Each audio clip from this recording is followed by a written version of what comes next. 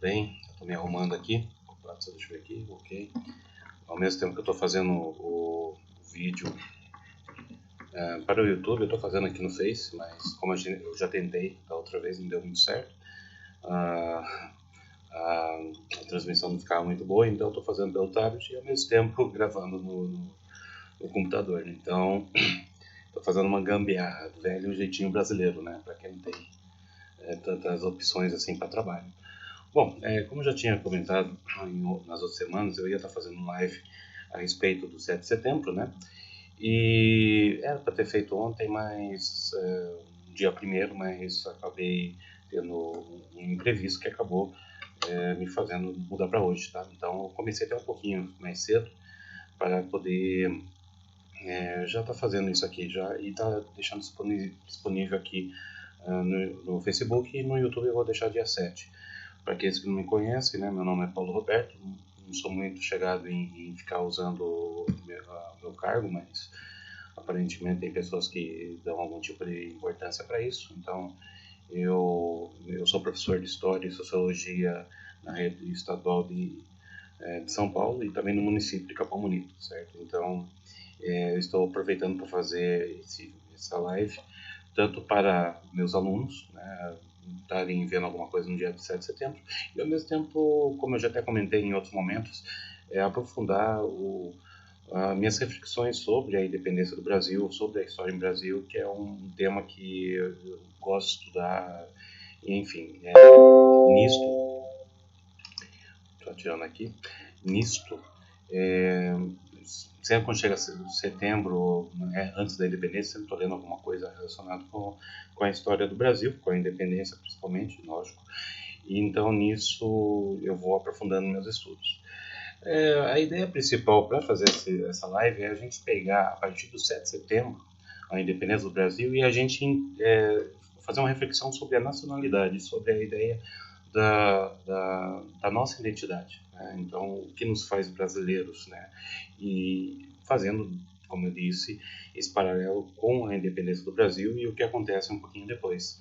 Então, eu vou estar pegando pelo menos em 3 etapas. A primeira delas, a gente vai ver sobre o que ocorreu para que houvesse a independência, apesar que muitas pessoas já sabem, né? Mas acredito que da forma que eu vou estar expondo não é todo mundo que saiba, então eu estou usando muito cartas que Dom Pedro mandava para o seu pai Dom João, discursos tanto dele como de José Bonifácio, enfim, biografias, para poder estar fazendo lá. Eu não estou conseguindo ver quem está me acompanhando, eu sei que tem 2 pessoas aqui, tá certo?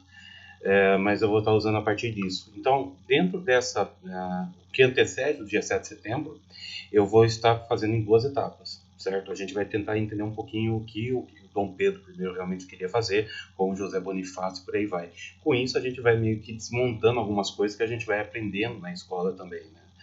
E depois a gente vai estar vendo como que vai surgir essa construção da identidade do brasileiro. E esse é o foco importante que eu gostaria de estar mais me focando. Então aí eu já estou pegando antropólogos como Roberto da Mata, sociólogos como o Zygmunt Bauman, enfim, outras séries de pessoas que vão estar estudando sobre isso, tá certo? Então, para a gente poder pegar, vamos entender o que foi a Revolução dos Portos, principalmente. A Revolução dos Portos, ele vai acontecer em 1820, em Portugal, né? A gente já sabe que Dom João ele vem para o Brasil com a família real em 1808, 1809 já faz a abertura dos portos amigos, que praticamente vai começar a negociar com a Inglaterra, e com isso vai tirar o monopólio de Portugal ali do Brasil, né? A gente sabe que o Brasil sempre foi uma colônia, tanto que em 1815 o Brasil acaba sendo elevado para a situação de reino, então quer dizer que já não é mais uma colônia, mas sim um reino também. Mas Portugal, ele acaba tendo vários problemas, porque a família real vem para o Brasil e praticamente toda a corte a nobreza vai vir para cá e praticamente os caras vão ficar à mercê de Napoleão, né? Então Napoleão invade ali em 1809, 1810 também, os portugueses têm um trabalho tremendo para expulsar eles de lá, né? Tanto que, enquanto Dom João e a família real estavam no Brasil, quem estava tomando conta praticamente ali de Portugal eram os ingleses, né? Principalmente um general chamado William Carr, que praticamente tomava conta ali do exército para que, principalmente Napoleão, os espanhóis que tentaram invadir Portugal, não tivessem sucesso. E os portugueses que ficaram ali na metrópole, eles ficaram extremamente... É, oi, Lucas, tudo bem? Eles ficaram totalmente enraivecidos, vamos colocar assim, com o Brasil, porque o Brasil desde sempre foi uma colônia, tinha um pacto colonial, praticamente todo o ouro, escravos, enfim, todas as sortes de matérias que era conseguida aqui no Brasil era mandado lá para Portugal, né? Apesar que o pacto colonial, quando a gente vai estudar, aqui no Brasil, quando colônia ainda, quem morava aqui conseguia fazer os seus negócios embaixo dos panos, ali com outras nações, né? Principalmente com os franceses ali, mas enfim, e holandeses. Mas enfim,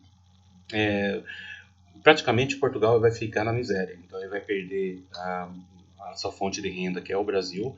A família real vai estar aqui no Brasil, que é uma coisa totalmente inédita na história do mundo, né? De uma metrópole com a sua própria nobreza ir para uma colônia, né? E aquela é uma visão bem de desculpa, Maquiavel lá com o príncipe, que já falava sobre isso, conquista local e vai lá tomar conta da região para evitar problemas, né? Então, de um certo modo, Dom João personifica essa ideia aí do Maquiavel. Mas, enfim, então, com isso, a população de Portugal, ali naquele período que vai de 1810 até 1820, vai estar passando por vários problemas, ainda mais pela questão da própria lavoura, que eles vão ter vários problemas ali na agricultura, enfim, vai estar empobrecido enquanto a família real está aqui, né? Então, a gente vai estar vendo que vai haver, esse vai ser um pouco da motriz para que haja as revoluções do Porto. Então, se a gente for entender o que acontece tanto em Portugal quanto no Brasil, ele está relacionado com a ideia do chamado antigo regime, o absolutismo, com as ideias liberais. Está no mesmo tópico ali, tá bom, né? Valeu, Lucas.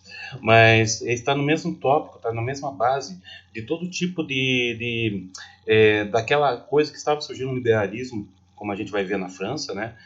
Que vai derrubar Dom João XVI, Luís XVI, e vai formar uma república ali, né? E isso vai se espalhar praticamente pela Europa toda. Então, se a gente for pegar o Brasil, a gente tem que ter essa visão. O antigo regime, que é o absolutismo português, com o liberalismo que vai ser defendido aqui no Brasil. Mas a gente vai estar vendo que em Portugal, quando vai surgir a Revolução dos Portos, praticamente são as influências que os espanhóis vão estar passando para os portugueses. Como assim? Enquanto esse William Carr estava tomando conta ali de Portugal, evitando que os espanhóis invadissem Portugal, as ideias iluministas começam a entrar em Portugal. Então eles começam então a rever a questão da própria absolutismo português. Então eles vão aderir a uma monarquia constitucional, ou seja, você vai ter um rei, mas ele vai estar dentro de uma linha de constituição, né? Isso em 1820, 1821 vai começar a ter os embrólios aqui no Brasil, que vai fazer Dom João e voltar para Portugal.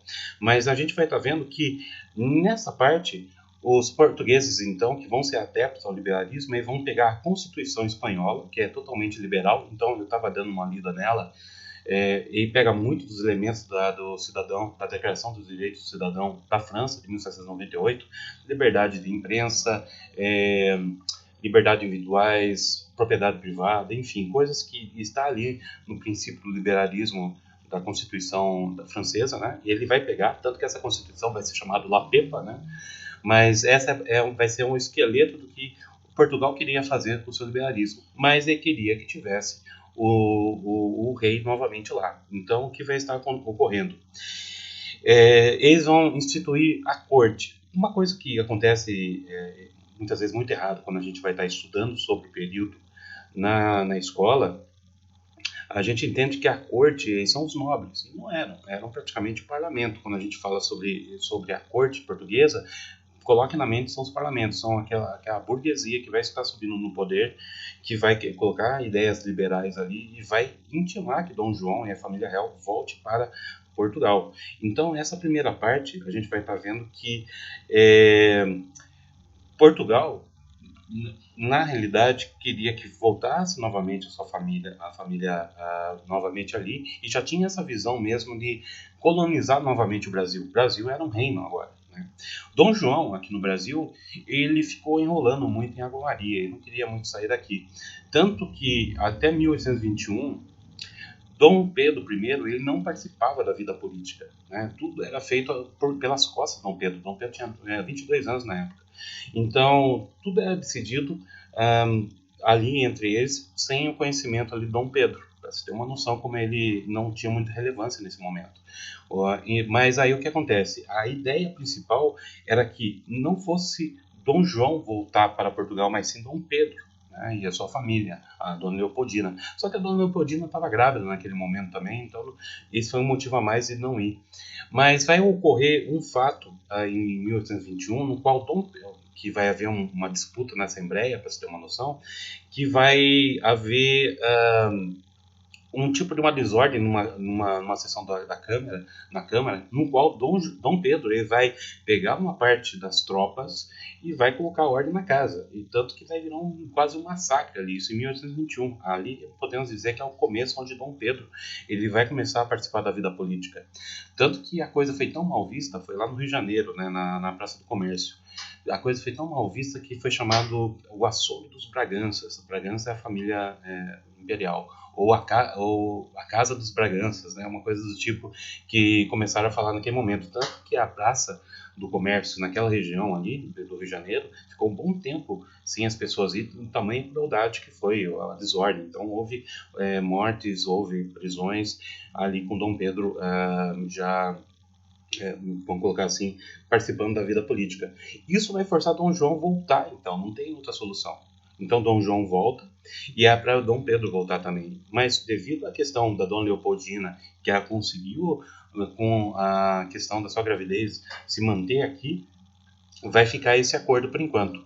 Dom João com a família real volta, rapelam todos os fundos do Banco Central, praticamente Dom Pedro, como em uma das cartas que ele manda para o pai dele, ele fala que ele começa a vender animais, ele não usa mais a fazenda onde eles ficavam, enfim, para cortar gastos, né? E praticamente Dom Pedro, Dom João, ele volta para Portugal levando todo o dinheiro aqui. Lá em Portugal, ele é tratado como rei, só que sem poderes. Ali naquela questão, Dom João mesmo, com a família real, estava com as mãos atadas. Praticamente ele estava preso ali, como Dom Pedro vai falar em 1822. Né? Nisto, a gente vê que a Revolução dos Portos conseguiu levar Dom João, mas Dom Pedro fica para cá. O que vai acontecer então? Vai se criar, as cortes portuguesas, os preparativos para fazerem uma assembleia para se criar uma constituição liberal para que o Brasil também fizesse parte dela, né? Não apenas o Brasil, mas todas as outras colônias também, apesar que o Brasil era reino nesse momento. Aqui a gente já entra no final da primeira etapa. Dom Pedro, então, em 1821, ele vai tentar acalmar os ânimos dos brasileiros que aqui estavam para seguir a Constituição. Para você ter uma noção, quando houve a Revolução dos Portos, lá em 1820, a população, por exemplo, a elite aqui do Brasil, que já tinha um quê mais liberal, ficaram a favor da questão. Tanto que até que foi bem visto a vida da família real, pelo menos Dom João, para Portugal novamente, devido à ideia do liberalismo que está sendo colocado. Mas mesmo assim, a gente tinha movimentos aqui que eram separatistas. Por exemplo, você tinha você tinha movimentos pequenos que queriam que o Brasil realmente se separasse de Portugal, você tinha movimentos que regiões do Brasil se separassem, se tornassem países independentes. Temos que levar em consideração que nós estamos vivendo um período aqui que, enquanto o Brasil lutava para manter sua monarquia, entre 1801 até 1830, 1810 até 1831, se não me engano, 32, você teve uma série de revoluções nos nossos vizinhos aqui que acabaram se tornando repúblicas. Então, os liberais que aqui tinham, você tinha de vários. Você tinha aqueles que defendiam um republicanismo igual do que aconteceu nos Estados Unidos. Então, aí, estes queriam uma democracia republicana com voto direto e de preferência separado do Brasil, como fosse província. Pernambuco tentou fazer uma coisa assim em 1817, tentando se separar de Portugal. Você tinha aqueles que queriam que Dom Pedro se tornasse imperador daqui, já, em 1821. Tanto que a coisa pegou tão mal para Dom Pedro, que Dom Pedro mandou cartas em 1822, já em 1822, 21-22, falando que estava surgindo um boato no qual queriam que ele se tornasse imperador do Brasil, isso antes do 7 de setembro, e que ele nunca ia fazer isso. Dom Pedro falando com o pai dele, né, que ele era fiel às constituições portuguesas, liberais portuguesas. Então, praticamente, Dom Pedro ele estava com a sua divisão auxiliadora, como é chamada das tropas portuguesas, em tentar perseguir essas pessoas que defendiam a separação do Brasil, certo? Ele não estava lutando a favor do Brasil para uma independência, mas sim que se mantesse unida a Portugal, certo? Então, qualquer focos, principalmente esses que queriam que ele se tornasse imperador, Dom Pedro estava perseguindo, certo? E queriam que essas pessoas jurassem a favor da Constituição Portuguesa, que ainda não existia, porque não tinham sido feitas as Assembleias Gerais, e com isso mantendo a ordem para cá. E, de um certo modo, lendo as cartas, por exemplo, de José Bonifácio, Joaquim Gonçalves Ledo, enfim, os liberais da época, e outros presidentes de outras províncias, principalmente vai estar aparecendo muito aqui Minas Gerais, São Paulo e Pernambuco, mandando cartas ali para Rio de Janeiro, e todos eles apoiando essa união com Portugal. Como assim? Agora não era questão de independência? Era, mas o foco principal queriam que houvesse uma paridade de poderes ali, que praticamente Portugal visse Brasil como um reino como ele era. Então eles citam praticamente a questão da Irlanda, né? Por exemplo, acho que se não me engano agora o José Bonifácio em uma das cartas cita a questão da Irlanda, que ele faz parte da Grã-Bretanha até os dias de hoje, né? E ele é considerado como um reino irmã. E o País de Gales, por exemplo, é uma questão que nós temos hoje, né? O País de Gales ele não se identifica com a Grã-Bretanha, mas faz parte disso, né? Então a gente vai estar vendo que aquela construção da ideia da independência não é exatamente como a gente imagina. Você tem uma articulação política ali que queriam que mantesse a mesma autoridade, a mesma independência para o Brasil, mas estando unido a Portugal. Por isso que uma boa parte apoiava a questão da volta da família real para Portugal. Mas o que acontece? A gente sabe que, de acordo com os problemas causados, como eu comentei no início, ali em Portugal, eles queriam novamente que o Brasil se tornasse uma colônia. Então, os decretos 124 e 125, que vão ser mandados. Para você ter uma ideia, os decretos vinham tudo lá de Portugal, demorava 1 mês, 2 meses para chegar, e depois era lido e Dom Pedro mandava executar o negócio.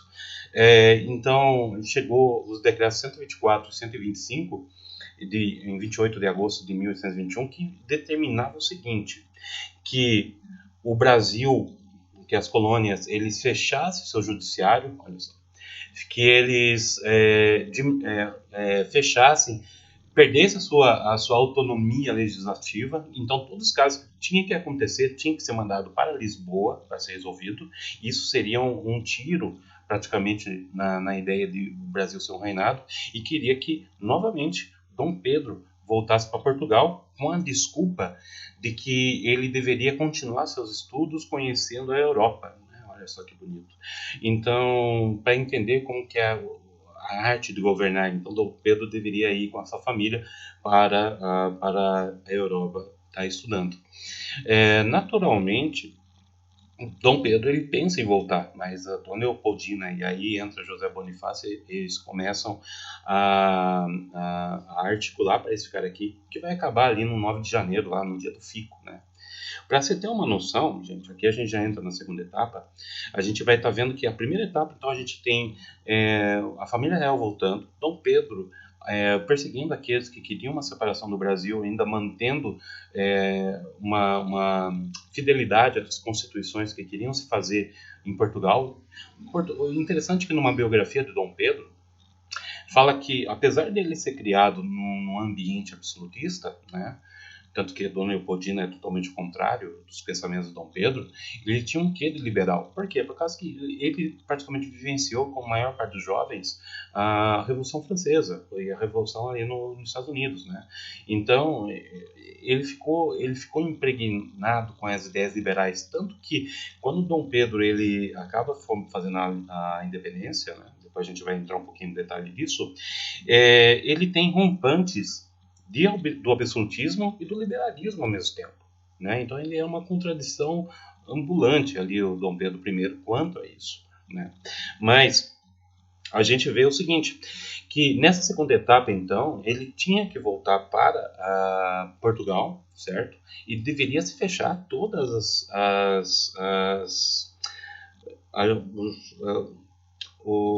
vamos colocar assim, fechar toda a parte legislativa, é, terminar ali, fechar no caixão praticamente toda a autonomia no Brasil na questão política e legislativa. Tudo ia ficar ali para Portugal resolver a partir de agora. Isso era fazer o Brasil se tornar uma colônia novamente.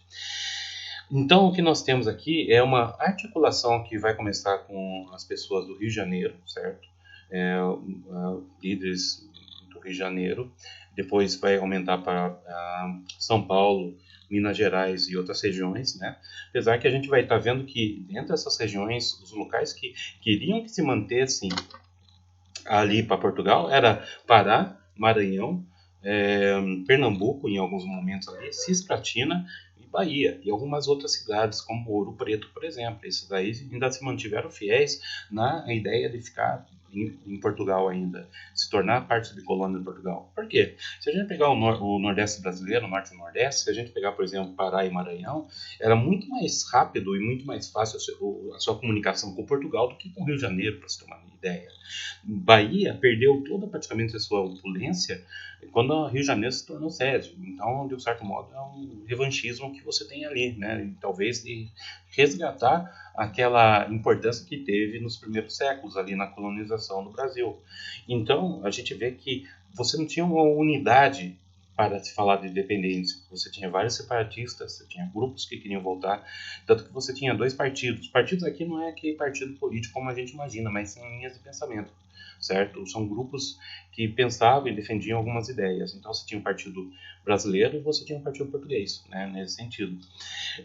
Com isso, a gente vai estar vendo que vai haver uma grande mobilização, que até Dom Pedro, quando ele manda uma carta para o pai, ali dia 10 de janeiro, se não estou enganado, 10 ou 11, ele fala sobre o dia 9, que é o dia do Fico, né? Que se é o bem geral para a nação, diga ao povo que eu fico, né? Ali praticamente foram listas, tinha um grupo lá que mais de 6 mil assinaturas pedindo que ele continuasse no Brasil ainda. E a ideia principal não era trabalhar a divisão, mas sim trabalhar a união com Portugal ainda.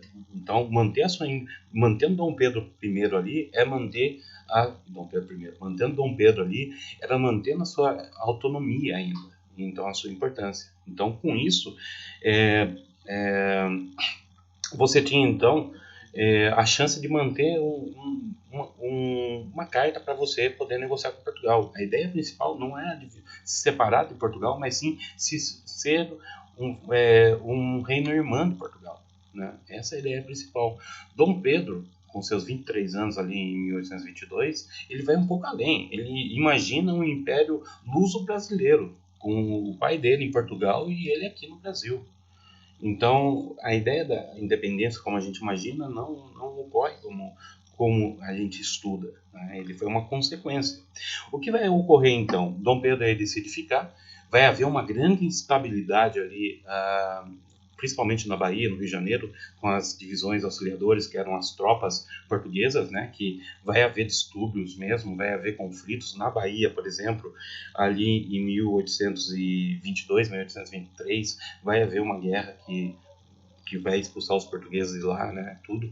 Não apenas lá, em outras regiões no Brasil também vai ter vários focos de combate, mas aqui, antes da Revolução, antes da independência do Brasil, você vai ter um caso muito ruim, você vai ter alguns generais que vão bater de portugueses, fiéis à Constituição portuguesa, que vão inventar fake news daquela época, coisas de Dom Pedro I, Dom Pedro é um cara que sempre foi impulsivo. Ele ia e resolvia tudo ali na lata. E com isso, ele vai causar um grande mal-estar com pelo menos dois regimentos, que é o regimento número 11, o 11º e o 15º, que vai botar para quebrar ali no Rio de Janeiro, no qual Dom Pedro ele manda a família dele para uma outra fazenda fora do Rio, e para tentar acabar com a desordem que esses regimentos militares estavam fazendo, né? E acaba ocorrendo que tempos depois acaba falecendo o filho dele, Dom Carlos, se não me engano, novo ainda, e ele e a Dona Leopoldina colocam a culpa principalmente nessas tropas de Portugal. Então, qualquer tipo de conversa ou negociação que você tinha com os portugueses aqui, Dom Pedro e Dona Leopoldina não queriam mais saber, devido à morte, principalmente ali do filho dele, Dom Carlos.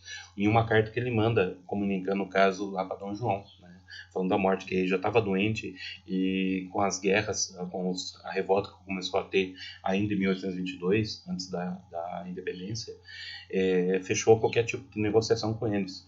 Então aí, a partir de agora, as pessoas tinham que, pelo menos os portugueses, ou vão embora ou ficam aqui, né? A ideia principal era essa. Os portugueses que eu digo eram as tropas portuguesas que não se mantiveram fiel ao Dom Pedro, né? Aqui a gente vai estar vendo que no dia 13 de maio, José Bonifácio ele vai fazer a liturgia dele lá para iniciar Dom Pedro na maçonaria, e ele vai receber o título de protetor e defensor perpétuo do Brasil. Dom Pedro fica tão entusiasmado com o título que ele só pede para não ser chamado de protetor, mas ele sempre, em todos os discursos, cartas, ele colocava: eu, Dom Pedro, defensor perpétuo do Brasil, tal. Ele carregava isso com orgulho, se percebia isso nas cartas dele, né? Então ele se colocava nessa posição.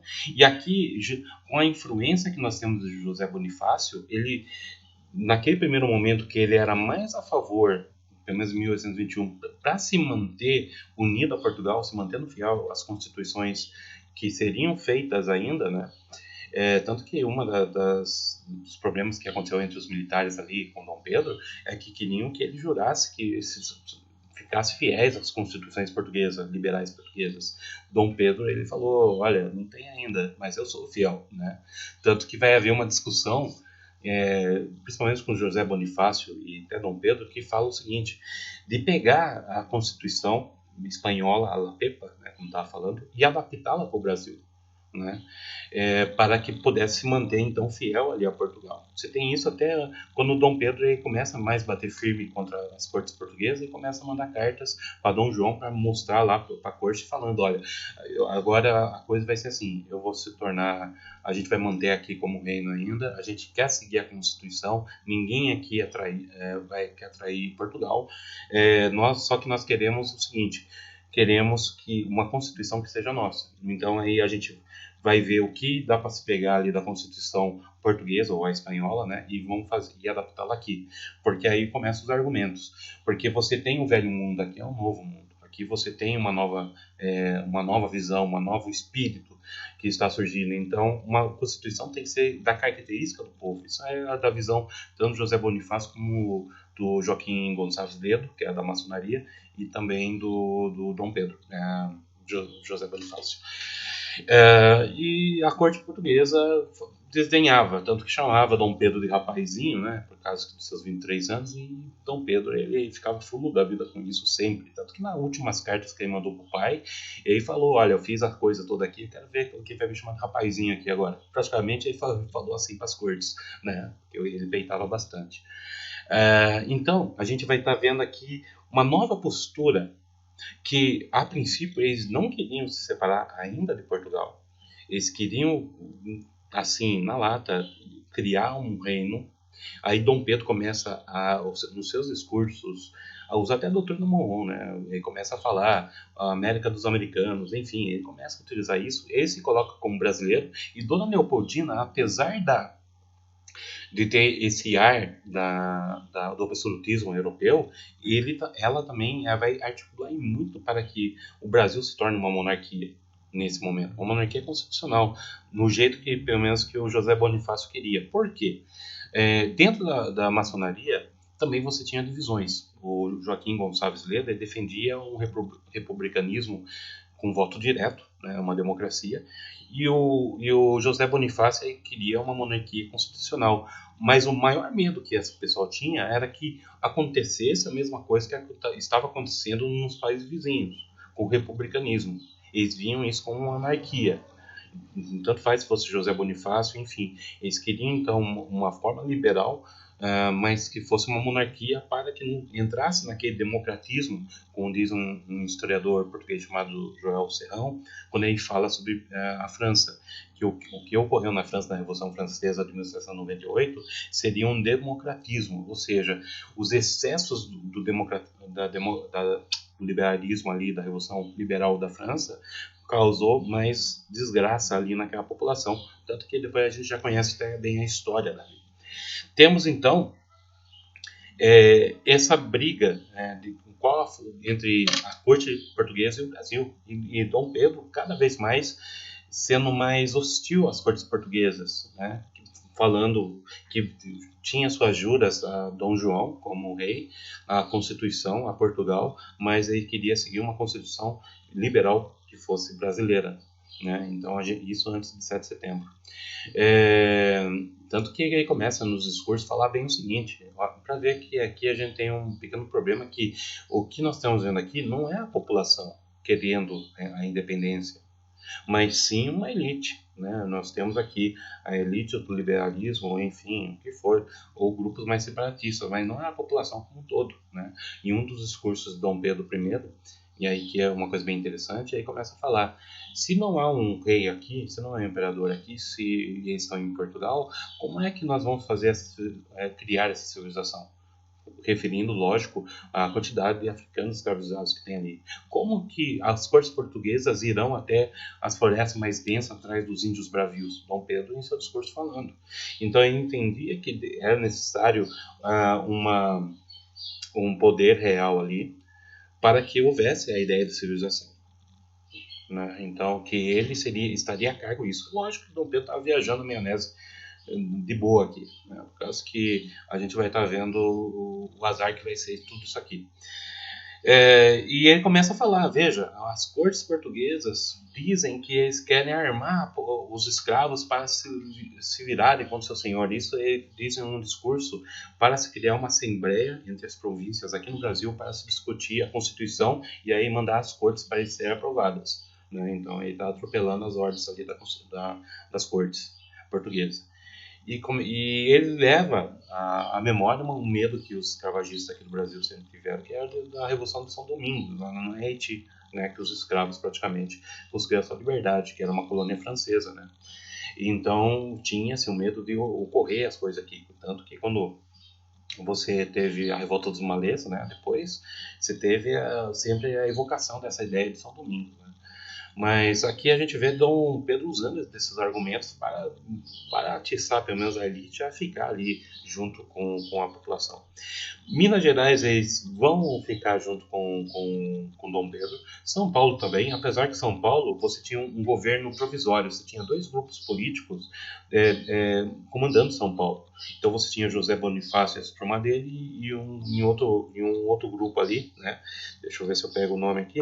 Eu deixei até separado aqui, que devido a isso, vamos ver, fez 1862, não, até deixei separado aqui, cultura, não deixei aqui separado, no qual eu estava tentando achar o nome aqui, Bernarda de Francisco Inácio, né? Que seria o Francisco Inácio, que tinha outro grupo. Bernarda é o nome que era dado aqui em São Paulo nas revoluções que você tinha, né? Então não usa-se mais esse termo Bernarda. Mas o que vai estar ocorrendo? Dom Pedro teve que resolver uma questão em Ouro Preto, porque havia uma convulsão lá, o pessoal querendo voltar às cortes portuguesas, né? Ele consegue, então ele vai descer para São Paulo para resolver essa questão do Francisco Inácio, que é uma questão política local entre eles e o José Bonifácio, já que eles dividiam esse acordão, né?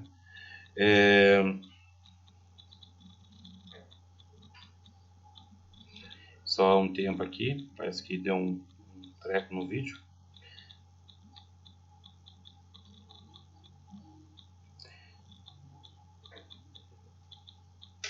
Ok, acho que deu um probleminha aqui no vídeo, mas a gente está correndo aqui normal.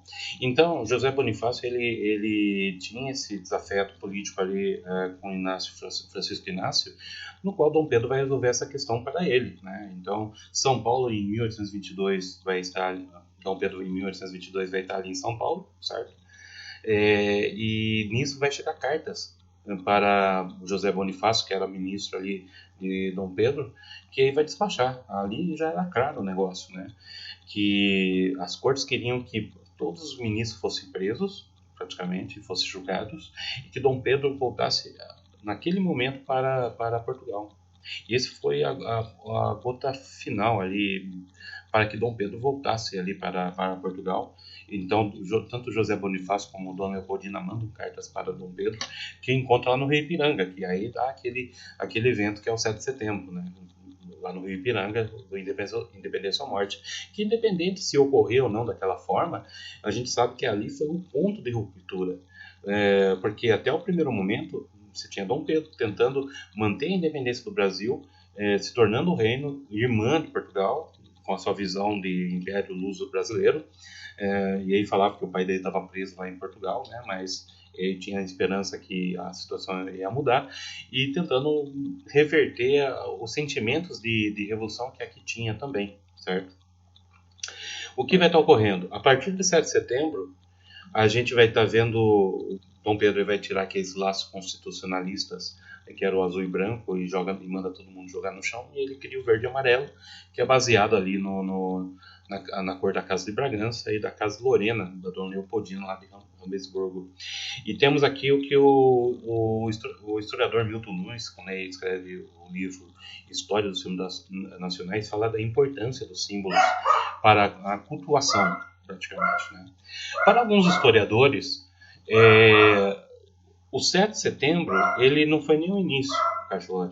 7 de setembro não foi nem o início, mas sim, alguns historiadores defendem que a sua ida em 1831 de volta para Portugal é que vai consolidar a independência realmente, porque após isso, Dom Pedro vai ter uma sucessão de brigas, guerras, revoltas que ele vai tentar resolver, né?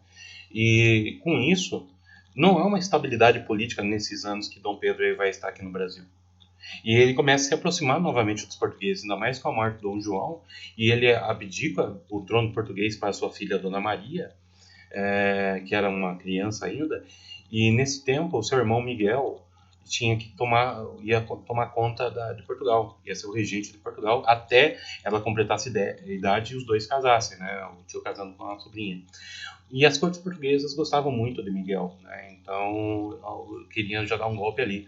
Dom Pedro ele vai ver a oportunidade de voltar para Portugal, já que não queriam ele aqui, e ele vai lutar lá em Portugal para garantir o trono da filha. Ele nunca mais volta para o Brasil, só depois de morto, quando é trazido a alçada dele. Mas aqui a gente vê que Dom Pedro ele não consegue realizar o que realmente queria. Para você ter uma noção, como eu comentei, você teve a Revolução ali da Bahia, certo? Onde você vai ter a população em geral lutando para expulsar os portugueses, que eram as tropas portuguesas que eram fiéis a Portugal. Então você vai ter africanos escravizados, libertos, populares, mulheres. Apesar que o pessoal fala muito sobre a Maria Quitana, né? A Maria Quitéria, desculpe, você também que ganhou status, tudo certinho, né, naquele momento e na historiografia, mas você tem, por exemplo, Maria Filipa, né? Maria Filipa, ela praticamente botou fogo em embarcações portuguesas lá, né? E são pessoas que geralmente não são ouvidas ou são conhecidas, e tantas outras, né?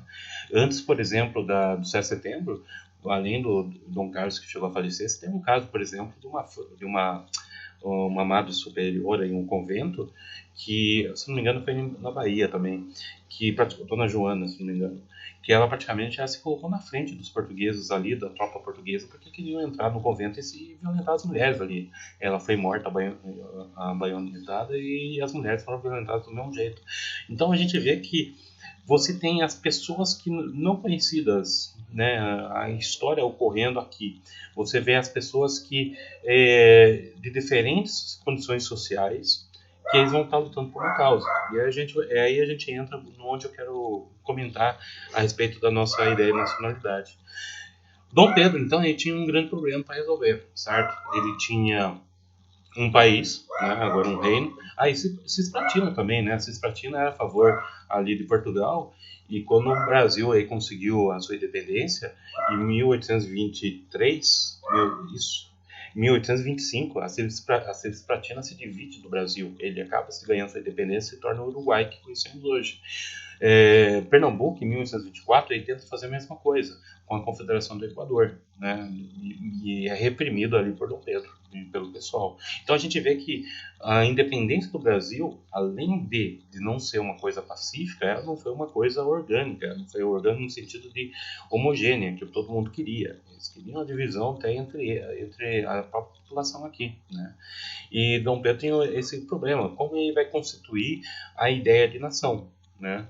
Para você ter uma ideia, você tinha uma língua geral aqui no Brasil, não era todo mundo que falava português. Então, na parte sul, tinha a língua paulista, vou colocar nesse termo para ficar mais fácil, e você tem a língua amazônica, a língua paulista, com uma influência muito mais grande das línguas indígenas, e como você tem das africanas mais ao norte, que a gente chama de línguas amazônicas.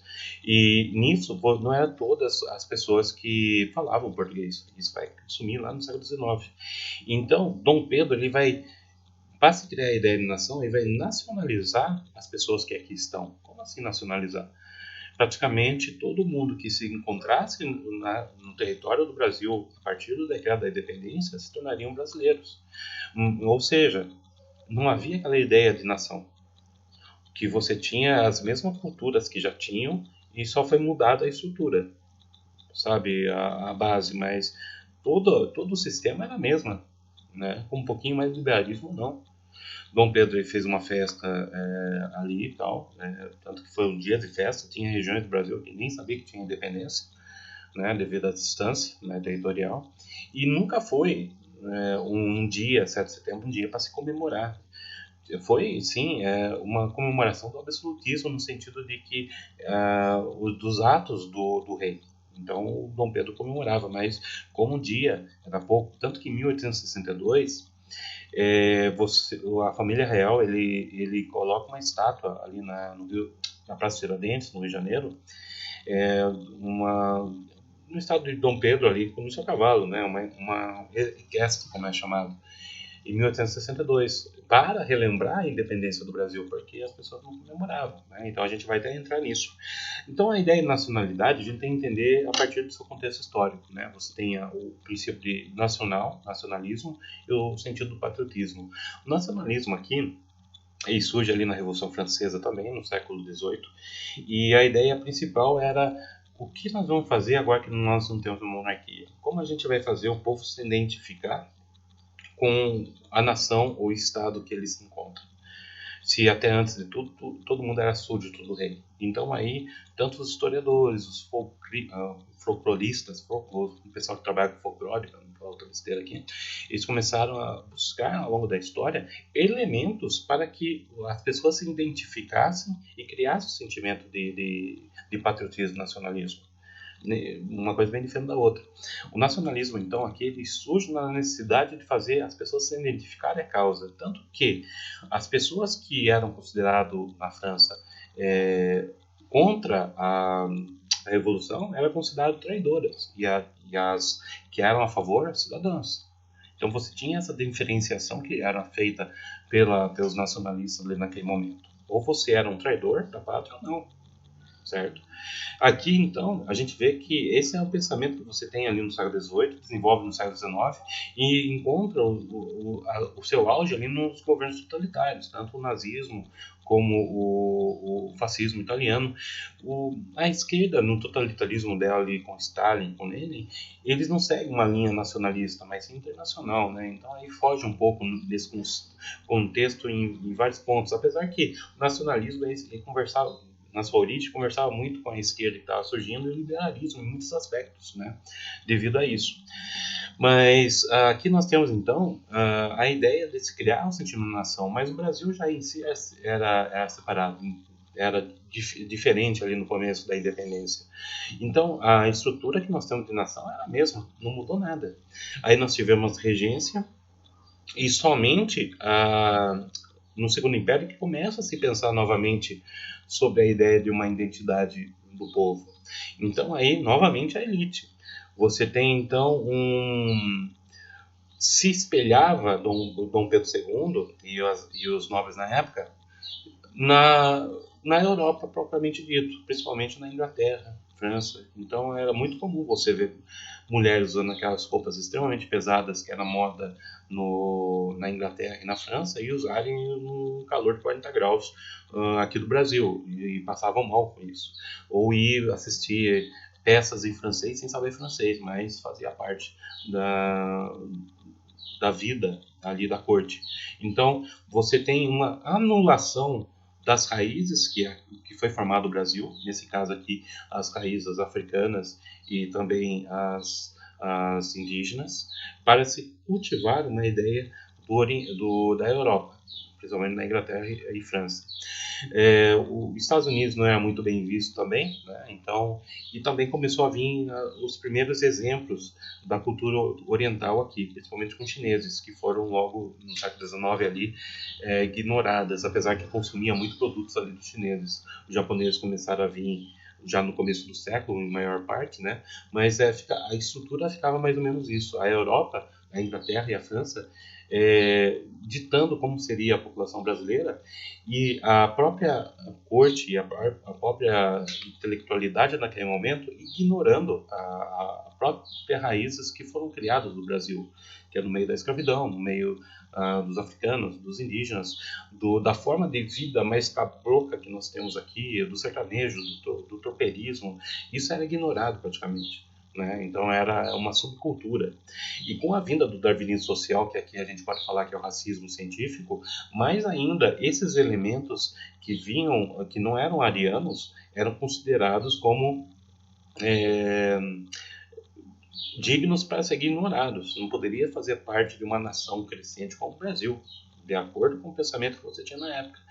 Então, você, apesar de tudo, você tinha uma Europa, vou colocar aqui o termo. Você tinha uma cultura europeia que estava aqui no Brasil que estava sendo modificada pela própria cultura regional. Aqui está o X da questão onde eu quero chegar. A nossa cultura ele tem muito mais do regionalismo do que uma ideia de nação. As culturas que nós formamos aqui são populares. E a gente vai estar vendo que ao longo da história do Brasil foi se tentado criar uma ideia de identidade nacional no qual não temos. Né? E se tivemos, foi mudado. Desde a ideia da independência, que Dom Pedro já meio que esboçou o que seria a ideia de nação aqui, que não deu certo, né? Na visão dele, só muitos elementos tá aqui até agora, mas o principal que ele queria não deu, né? A gente vai estar vendo que foi uma construção. Então, o nacionalismo, o patriotismo, ele não nasce com a pessoa. Ele é cultivado, ele é educado a isso. Tanto que o Milton Luz, quando ele começa a falar sobre a bandeira do Brasil ou o hino, tem que ser conforme as especificações. O que a gente vê, por exemplo em outros arranjos para o hino nacional, seria uma afronta para a identidade brasileira, porque você tem que ser cultuado esses símbolos, a bandeira, principalmente. Né? Aqui nós temos, na visão dele, temos essa mudança. Então a gente vê que a monarquia no Segundo Império aí começa a meio que a se desgastar, né? É uma questão que fala realmente foi por causa da escravidão, mas a própria população não queria colocar fim na escravidão, e o atraso do liberalismo mais pesado aqui na industrialização, que não houve também, né? Um outro ponto ali, mas o básico não teve. Com isso, a gente pula um pouquinho mais para frente com o golpe militar de 15 de novembro de 1889, no qual a família real é convidada a deixar o Brasil e começa a se pensar novamente na questão sobre o que vai ser nação, o que vai ser a identidade. Naturalmente, os militares daquele momento, eles tinham um viés totalmente positivista, tanto que a nossa bandeira ali, a Ordem e Progresso, vem da frase de Auguste Comte, né, que é o pai do positivismo, que o correto seria amor, ordem e progresso, que é o correto, né? Mas o amor ficou de fora. Mas ordem e progresso. E para que a população não estranhasse muito essa mudança da estrutura da monarquia com o republicanismo, né, eles adotam todos os símbolos e mudam todos os símbolos monarquistas para da República. Tanto que a bandeira, que na minha época o verde considerava as matas, o dourado, o amarelo era o ouro, o azul o céu, enfim, como a gente aprendia na escola, na realidade eram as cores de Bragança e Lorena, né, do Leopoldino e tal. Só foi mudado o símbolo ali do meio. Mas foi mudado outros significados à ideia da independência. Para se criar um sentimento de nação para a população, que também não dava muito certo ali, né? A gente vai ver um pouquinho depois o que realmente dá esse pensamento do patriotismo e da identidade como nação. Mas a gente vai estar vendo que é uma mudança desses símbolos para uma versão mais republicana, e José Bonifácio vai se tornar o patrono da independência, enfim, Tiradentes vai ter a sua história recontada, Dom Pedro vai ganhar uma outra importância, principalmente com os quadros aqui do Pedro Ramos, tal, falando sobre a independência do Brasil e se criando a ideia de que o Brasil não queria se tornar colônia de Portugal. Na realidade não queria, queria se tornar um império luso-brasileiro, ou pelo menos se manter fiel ali em Portugal com a sua independência também, né, como reino-irmã, do mesmo jeito que é na Irlanda, né, até os dias de hoje. Ou Catalunha, apesar que a Catalunha ali com a Espanha tenta se separar, né, volta e meia. Mas aqui a gente vai estar vendo que vai se criar um novo tipo de sentimento para educar os brasileiros em pegar o 7 de setembro e falar, ali está o início da nossa independência, né? E o interessante é que eles vão ignorando, como o Império fez, ou o Segundo Império, né, Dom Pedro II, todas as influências que nós temos ali como nação, como de outros povos. Aqui a gente vai ter uma imigração muito maior dos europeus, portugueses, italianos, judeus, enfim, então, vários outros grupos vão estar vindo aqui. E outros grupos que até então já viviam conosco aqui, os africanos, os indígenas, vão ser relegados mais à marginalidade. Vai ser ignorado. Tanto que o nosso português, apesar de tantos idiomas que nós temos, ele também tem o idioma do Kibundo, Umbundo, de Moçambique, você tem o Banto, você tem vários idiomas africanos que fazem parte do nosso português e modificou de tal forma ela que é totalmente diferente do português lá de Portugal. Do mesmo modo, aqui na nossa região paulista, tem uma influência muito grande de línguas indígenas que você não tinha antes. Então, só que isso é ignorado. Você tem com Vargas, por exemplo, a ideia de resgatar algumas ideias dos africanos, principalmente, só para ter uma noção, ainda no final do Império e começo do republicanismo, agora os Estados Unidos vai ser o modelo, né? O exército brasileiro vai lutar muito da Constituição dos americanos e a forma até de viver e de organizar os americanos, né? Mas a gente vai estar vendo que vai haver uma perseguição contra indígenas para o extermínio deles, e isso no final do Império de Dom Pedro II, para que as populações indígenas que não quisessem fazer parte da civilização brasileira. Então, quer dizer, você tem uma ignoração, ignora a forma de vida das culturas, da tradição de povos, para que ou eles adotem a nova forma de governo, a nova forma de sociedade que está sendo construída, ou vão deixar a terra, praticamente, vão ser mortos. Você vai ter isso também durante a República. Você vai ter tanto a criação do Serviço de Proteção dos Índios, né, no qual apesar que vai ter os seus benefícios ali também, né, na proteção dos indígenas, que depois vai virar o FUNAI, mas ali você vai ter uma obrigatoriedade praticamente daqueles povos indígenas que tiveram contato com o Marechal Rondon e tantos outros, de adotarem a vida civilizada, né? Então, a gente vê que foi forçado, de um certo modo, a ideia da criação de um mito nacional, de uma identidade nacional para nós. Por isso que é muito interessante a gente ver que, dependendo da época, a ideia do 7 de setembro não parece tão tentador. Você cantar o hino da bandeira, ou você relembrar ali do 7 de setembro, por causa que hoje, o que me faz ser brasileiro, na realidade? Ou de prestar juras à bandeira?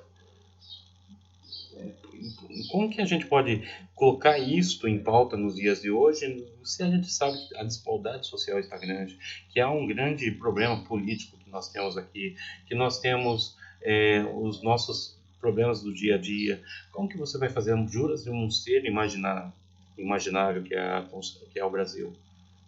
Então, aqui a parte da ideia de nação surge na questão mais jurídica e política, né? Porque como identidade, como que isso vai mudar a minha vida? Temos aqui, então, uma negligência das línguas africanas, da cultura africana em si, que era muito mais forte. Por que eu estou tocando muito na questão africana? Porque a maior parte da população, pode pegar incenso ou não, pelo menos do Império para cá, sempre foi mais de africanos descendentes do que brancos europeus. Então a influência deles é maior.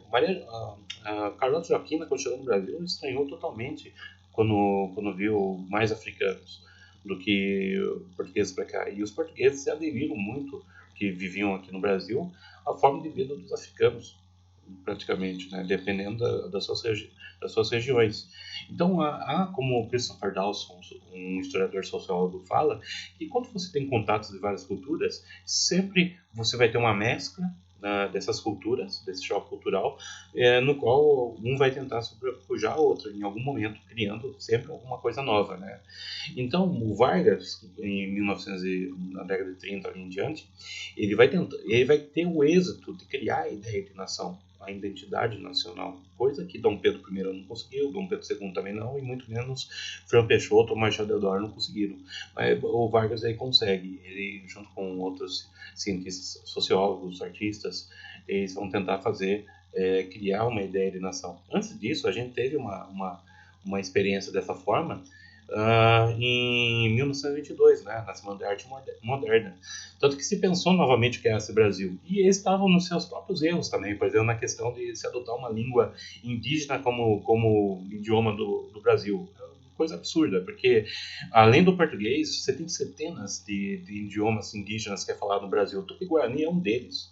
E dentro dos seus troncos linguísticos se cria-se novos idiomas que têm as suas próprias culturas aqui no Brasil. Então você tem centenas de idiomas que é falado em aldeias indígenas, povoados indígenas, diferente, mais do português nosso, né? Então foi uma ingenuidade e uma visão até meio estreita ali do pessoal da Semana da Arte Moderna, mas vocês pensaram numa coisa mais tropicaliente, mais dos trópicos aqui mesmo, né? Então é válido nesse sentido.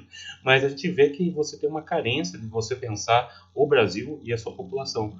Vargas, então, ele consegue adotar várias medidas e criar uma ideia de nacionalismo, né? Dependia que o seu governo autoritário também era uma ditadura, e com isso você tem uma nacionalização também. É aí que está o grande problema. Vargas, independente se fosse judeu, independente se fosse japonês, enfim, que vieram para o Brasil durante esses períodos, eles tinham que se tornar brasileiros. Então não tinha uma naturalização, havia uma nacionalização.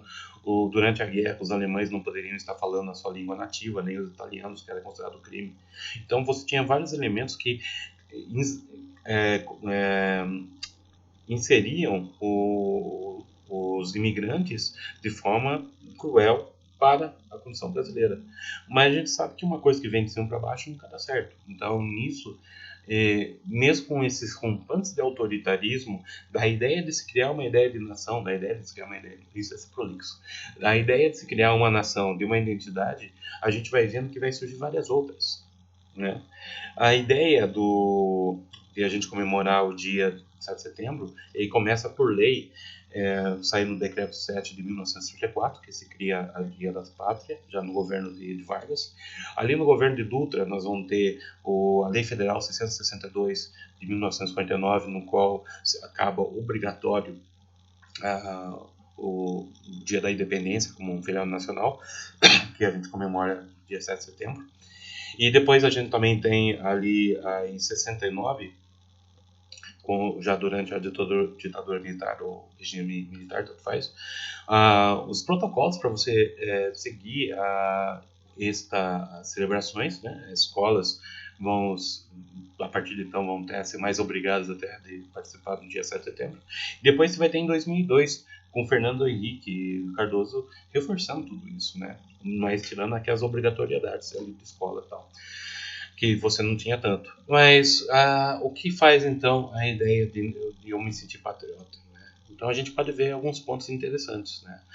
A gente vê durante a época do Médici, durante a ditadura, o regime militar, o uso de símbolos para você se identificar com o Brasil. Então, futebol, né? Então, o Brasil ganha a Copa.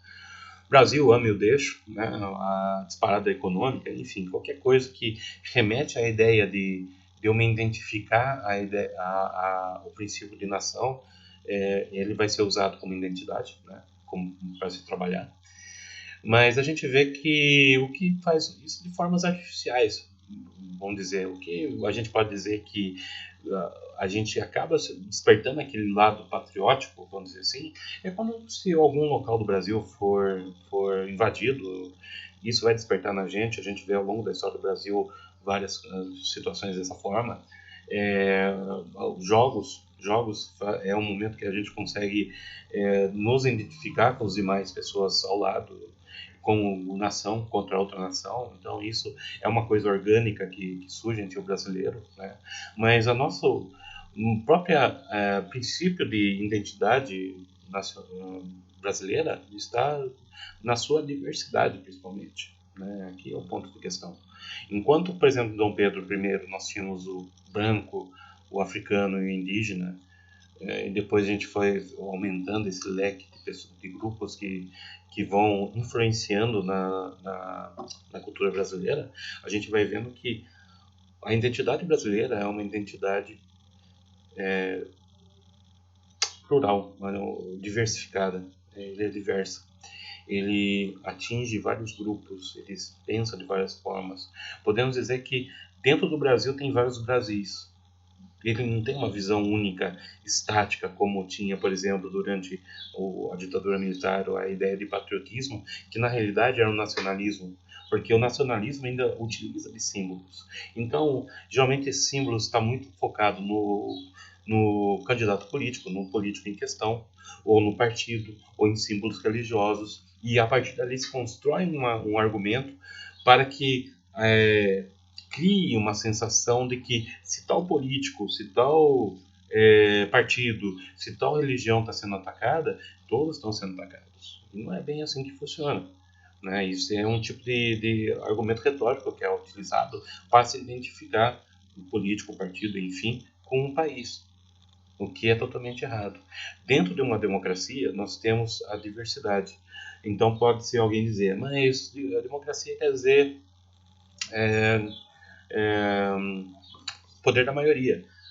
Se a gente for levar pelo sentido da palavra, sim, mas na realidade a democracia ele é pautado pelos seus valores negativos. O que isso quer dizer? No contraditório.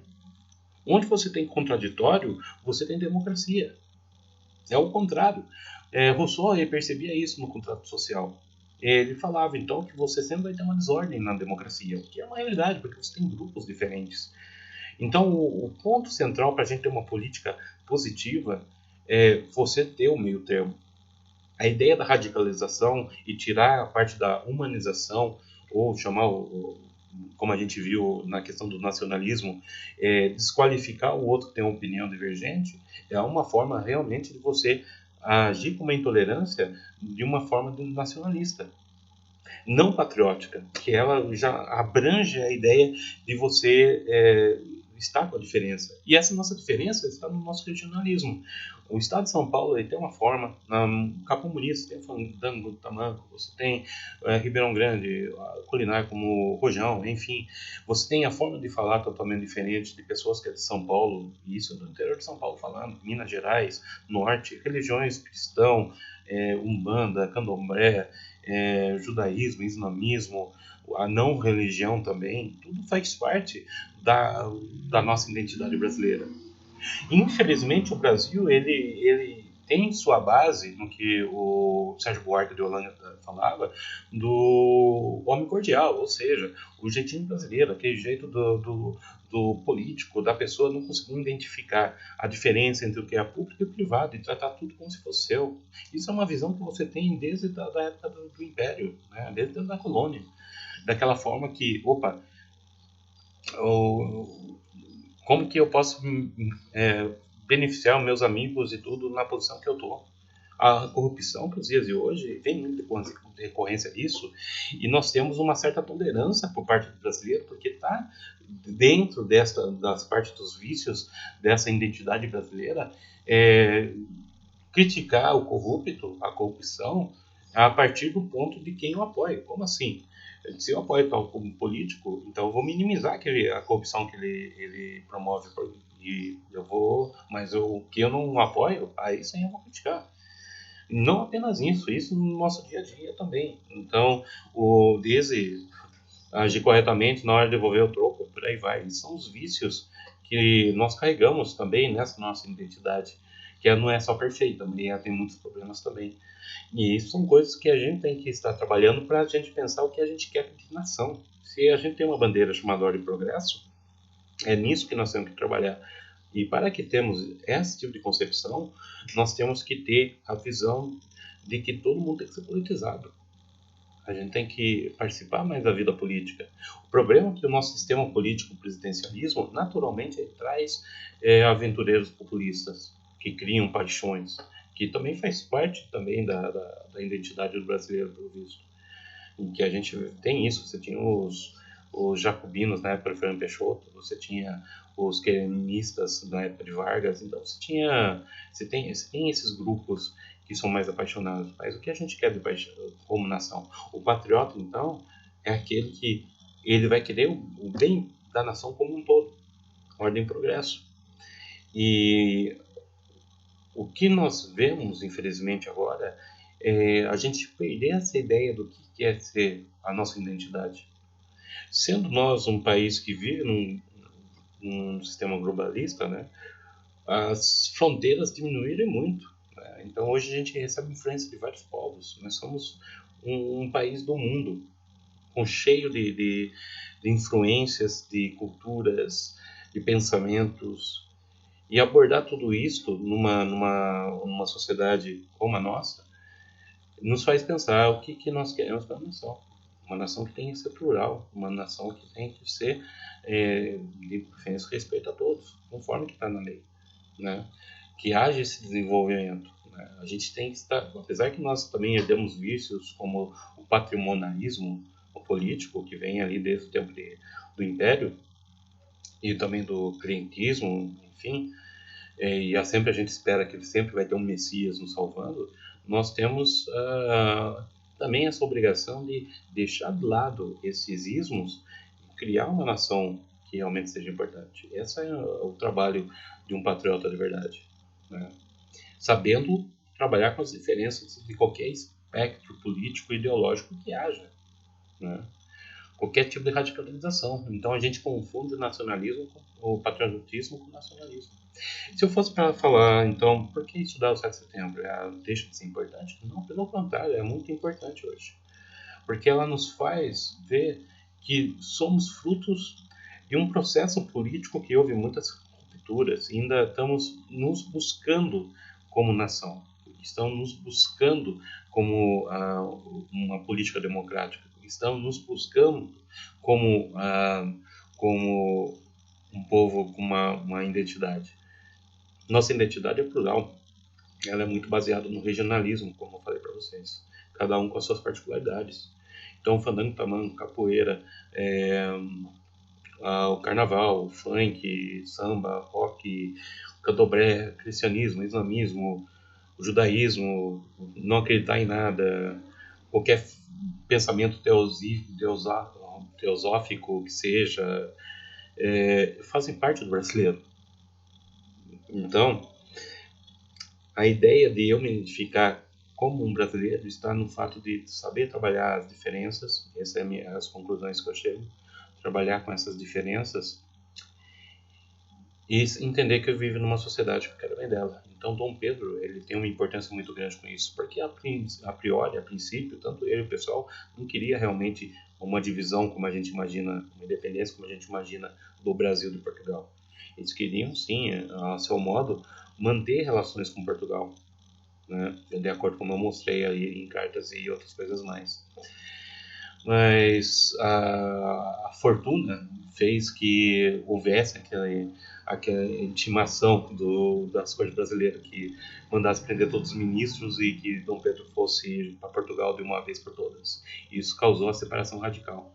Depois Dom Pedro ele teve que se virar muito para tentar manter unido o Brasil. Então aqui acho que eu fiz a questão.